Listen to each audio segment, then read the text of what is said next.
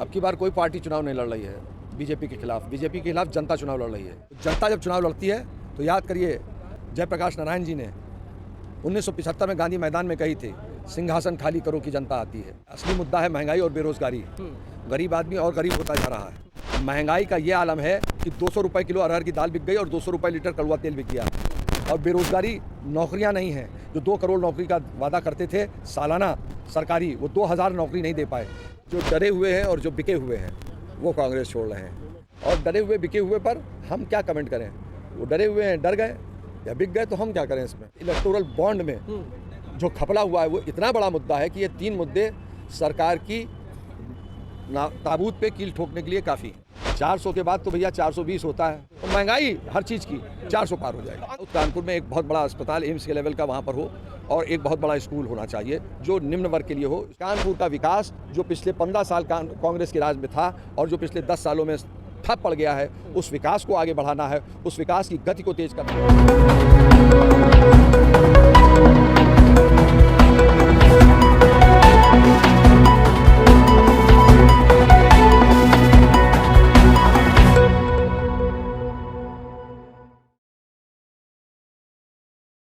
नमस्कार, मैं मोन्टू राजा, anti corruption India से स्वागत है आपका। लोकसभा चुनाव की सरगर्मी तेज़ है। पहले चरण का चुनाव हो चुका है और उसके बाद तमाम जो प्रत्याशी हैं, एक तरफ बीजेपी जहां हुंकार भर रही है, वहीं INDIA का जो गठबंधन है उसमें भी तीव्रता देखने को मिल रही है। इस समय उत्तर प्रदेश के शहर कानपुर में मौजूद हूं और कानपुर से लोकसभा प्रत्याशी आलोक मिश्रा मेरे साथ मौजूद है। सर, बहुत बहुत स्वागत है।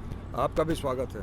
आलोक जी, किस तरह आप देख रहे हैं 2024 का जो लोकसभा चुनाव है, ये आखिरी पारी कही जा रही है कि इस बार सीधी टक्कर है। INDIA के गठबंधन में तमाम पार्टियां एकजुट हो गई हैं। कैसे देख रहे हैं? सामने बीजेपी है, क्या लगता है आपको? अब की बार कोई पार्टी चुनाव नहीं लड़ रही है बीजेपी के खिलाफ। बीजेपी के खिलाफ जनता चुनाव लड़ रही है और जनता ने फैसला कर लिया है। जो अंडर करंट अभी लोगों को दिख नहीं रहा है, चुनाव आते आते माहौल ऐसा बन जाएगा कि एक सैलाब तैयार हो जाएगा। तो जनता जब चुनाव लड़ती है तो याद करिए दिनकर जी की वो पंक्ति जो जयप्रकाश नारायण जी ने 1975 में गांधी मैदान में कही थी, सिंहासन खाली करो कि जनता आती है। तो आपको लग रहा है जो मुद्दे बीजेपी इस समय लेके आई है, राम मंदिर हो गया, कश्मीर 370 हो गया और एक तरह से मुस्लिम के ऊपर जो स्क्रू टाइट किया गया है, ये सब चीज़ें फेल होती दिखाई दे रही हैं आपको इस लोकसभा में? देखिए, असली मुद्दा है महंगाई और बेरोजगारी। गरीब आदमी और गरीब होता जा रहा है। महंगाई का ये आलम है कि 200 रुपये किलो अरहर की दाल बिक गई और 200 रुपये लीटर कड़वा तेल बिक गया। और बेरोजगारी, नौकरियां नहीं हैं। जो 2 करोड़ नौकरी का वादा करते थे सालाना सरकारी, वो 2000 नौकरी नहीं दे पाए। तो महंगाई और बेरोजगारी मुद्दा है। ये सब मुद्दे नहीं है। मर्यादा पुरुषोत्तम भगवान राम हमारे हैं, हम सबके हैं, सबके आराध्य हैं। वहाँ कोई डिस्कशन नहीं है, वहाँ पर कोई प्रॉब्लम नहीं है। प्रॉब्लम है महंगाई और बेरोजगारी जो जनता पिस रही है। तो आपको लगता है, कहा यह जा रहा है कानपुर की अगर बात की जाए, 28 साल बाद कोई ब्राह्मण प्रत्याशी कांग्रेस ने उतारा है? मैं इसको इस तरह से नहीं देखता। मैं कानपुरिया प्रत्याशी हूँ, कानपुर में पैदा हुआ और कानपुर की लड़ाई लड़ रहा हूँ। मैं कानपुर का प्रत्याशी हूँ। हर वर्ग, हर धर्म का मैं प्रत्याशी हूँ। मैं किसी एक वर्ग का प्रत्याशी नहीं हूँ। अच्छा, मिश्रा जी, ये भी जानना चाहेंगे, अभी एक आर्टिकल में पढ़ रहा था, उसमें आपका एक तरफ पूरा डाटा था, दूसरी तरफ जो रमेश अवस्थी बीजेपी से हैं उनका पूरा डाटा था। उसमें ये मेरा नहीं है, ये आर्टिकल ही छापा है दैनिक भास्कर या किसी चीज़ में पढ़ रहा था मैं। उसमें ये कहा गया आपकी संपत्ति ज़्यादा बताई गई है। कह रहे हैं वो पत्रकार थे, उनकी संपत्ति कम है। मुकदमे भी बता दिए गए हैं, 4 अलग अलग मुकदमे चल रहे हैं। थोड़ा सा स्पष्टीकरण दे दें इसके। आपकी छवि क्या धूमिल करने के लिए कहा जा रहा है? क्योंकि ऐसे बहुत सारे प्रत्याशी हैं जो भाजपा में हैं और कई मुकदमे उनके ऊपर चल रहे हैं। आपको ऐसा हाईलाइट करा जा रहा है न्यूज़ के अंदर, कैसे कहेंगे? और हाईलाइट करिए। कानपुर की जनता जानती है कि मेरी साफ़ सुथरी छवि है, बेदाग छवि है। देखिए, मुकदमा कोई भी किसी के खिलाफ लिखा सकता है। अभी आप बैठे हैं, मैं आपके खिलाफ FIR कर दूं तो मुकदमा हो गया जी।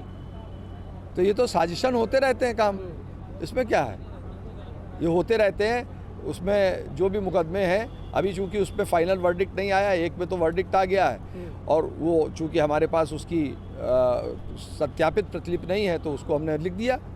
दूसरे में कॉम्प्रोमाइज़ दाखिल है हाई कोर्ट में। तो लोग करते रहते हैं, ये सब चलता रहता है, ये तो होता रहेगा। लेकिन अगर आप किसी कानपुर वासी से पूछेंगे तो बहुत साफ सुथरी छवि आपको मिलेगी, बहुत साफ सुथरा चरित्र, साफ सुथरा चेहरा और साफ सुथरा चाल चलन मेरा आपको दिखेगा। किसी भी कानपुर वासी से पूछ लीजिए, ये सब फिजूल की बातें हैं। और अभी बहुत सारी चीज़ें देखी जा रही हैं सर कि आपका भी एक लंबा अनुभव है राजनीति का, आप इसमें अब सांसदीय उम्मीदवार बने हैं। अभी जो पार्टी छोड़ के लोग जा रहे हैं, आपके ही कानपुर के एक हैं अजय कपूर, उनका अभी हाल फिलहाल में दिल्ली में हम लोग थे मौजूद कांग्रेस ऑफिस में, तो उनका बयान था अभी 2 महीने पुराने ही कि मैं जन्म से कांग्रेसी हूँ और कांग्रेस ही मेरी आखिरी पार्टी रहेगी जब तक मैं ज़िंदा रहूँगा। अभी भाजपा में शामिल हो गए, क्या कहेंगे ये अचानक बदलाव कैसे आ जाए? जो डरे हुए हैं और जो बिके हुए हैं वो कांग्रेस छोड़ रहे हैं, और ये जो कांग्रेस से गए हैं ये व्यक्तिगत रूप से गए हैं, जनता इनके साथ नहीं गई है। रिजल्ट पता चल जाएगा कि जनता किसके साथ है, और डरे हुए बिके हुए पर हम क्या कमेंट करें। वो डरे हुए हैं, डर गए या बिक गए, तो हम क्या करें इसमें। तो अभी आपको लग रहा है कि कानपुर की जनता जो है वो इन्हीं महंगाई, बेरोजगारी, इन मुद्दों पे वोट करेगी, और जो बार बार प्रियंका गांधी भी कह रही हैं, राहुल गांधी भी कहते हैं कि ईवीएम में अगर घोटाला ना हो तो 150 या 180 पार नहीं हो पाएगी। आपको लगता है ईवीएम में घोटाला है? देखिए, मैं ईवीएम के विषय में कुछ अभी कमेंट नहीं कर पाऊँगा।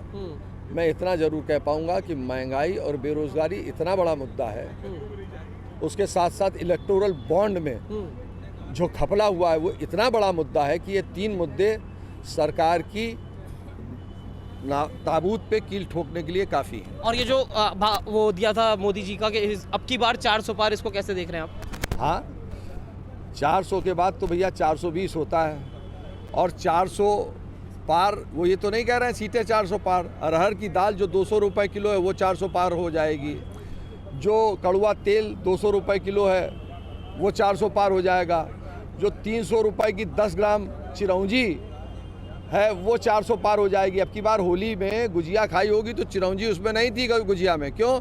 चिरौंजी का भाव 3000 रुपये किलो पर पहुँच गया। तो ये सब धीरे धीरे 400 पार, महंगाई का सूचकांक ऐसा बढ़ जाए, इस सब पे कोशिश है। बाकी तो हमें तो कहीं नहीं लग रहा है। वो खुद ही नहीं कह रहे हैं आपकी बार 400 पार हमारी सीटें, आपकी बार 400 पार, तो महंगाई हर चीज़ की 400 पार हो जाएगी। तो अंत में आलोक जी, क्या कानपुर की जनता को आप संदेश देना चाहेंगे जो इस सभा लोकसभा में आप करने जा रहे हैं, जो आपके मुद्दे हैं, क्या संदेश देना चाहेंगे, क्या कहना चाहेंगे? देखिए, हमारा सबसे बड़ा मुद्दा ये है कि साउथ कानपुर में एक बहुत बड़ा अस्पताल एम्स के लेवल का वहाँ पर हो, और एक बहुत बड़ा स्कूल होना चाहिए जो निम्न वर्ग के लिए हो। स्कूल की ज़मीन मैंने ले ली है, उसके लिए मैंने नक्शा ऑलरेडी दाखिल कर रखा है। हो सकेगा तो 1.5 साल के अंदर वो स्कूल वहाँ चालू हो जाएगा। अब बड़े अस्पताल की बात है, उसके लिए सरकार से मांग की जाएगी कि साउथ में एक बड़ा अस्पताल हो। उसके साथ साथ मांग ये की जाएगी जो हमारे वाल्मीकि समाज के लोग हैं, जो सफाई कर्मी हैं, उनको आपने संविदा पे कर रखा है, ठेके पे कर रखा है, उनकी स्थायित्व वाली नौकरी चाहिए। जो बहुत समय से रह रहे हैं यहाँ पर, उनको ख़ास तौर पे हमारे जो गरीब और कुचले हुए वर्ग के लोग हैं, उनको सरकार ने नोटिस दे दिया, भाजपा सरकार ने, कि आप अनऑथराइज्ड हैं, आपको ढाया जाएगा। तो उनको स्वामित्व प्रॉपर दिलाने का काम मेरा होगा। रेडी पटरी वाले जो दुकानदार हैं, उनके लिए ऐसी दुकानों का प्रबंध हो जिससे उनका यापन जो भी है, उनका जो व्यवसाय ठीक से चले। कोशिश होगी कि पेयजल की व्यवस्था, बहुत शुद्ध पेयजल की व्यवस्था हो। सड़क जो खराब है, गंदगी, जो कूड़ा नाली, इस सब की व्यवस्था ठीक हो। और सबसे बड़ी बात यह है कि कानपुर का विकास जो पिछले 15 साल कांग्रेस के राज में था और जो पिछले 10 सालों में ठप पड़ गया है, उस विकास को आगे बढ़ाना है, उस विकास की गति को तेज करना है, और विकास को इतना आगे बढ़ाना है कि जो भी कानपुर वासी है बड़े गर्व से कहे कि मैं कानपुर का रहने वाला हूं, और उसे कानपुर से उसका अथाह प्रेम हो। और अथाह प्रेम तभी होगा जब कानपुर में विकास की गाड़ी बहुत तेज़ी स्पीड से आगे बढ़ेगी।